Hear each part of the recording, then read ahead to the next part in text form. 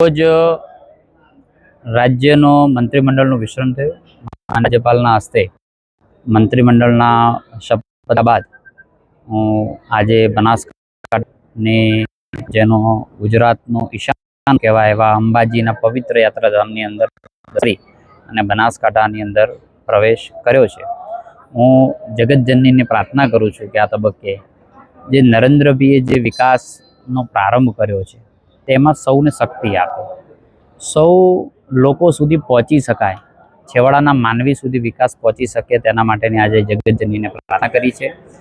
સૌ ધારાસભ્યો અને મંત્રીશ્રીઓ પોતાની શપથ લઈ અને રાજ્યના ભલા માટે જે કંઈ કરવું પડે મુખ્યમંત્રીશ્રીના માર્ગદર્શન હેઠળ એ કરી રહ્યા છે. ખાસ કરીને આપણા રાજ્યના મંત્રી છે ત્યારે ખાસ કરીને બનાસકાંઠાને કેવા વિકાસની વાતો લઈને આપણા રાજ્યમાં આવનારા સમયમાં જે પણ કંઈ રોલ મોડેલ બને છે, પણ આપણે સૌ 2047 સુધી જે વિકસિત ભારતનું જે સંકલ્પ નરેન્દ્રભાઈએ જોયું છે અને ભૂપેન્દ્રભાઈએ જે પ્રમાણે એને માર્ગદર્શન કરી રહ્યા છે એ આપણે સૌ વિકાસ યાત્રાને આગળ વધારવાની છે.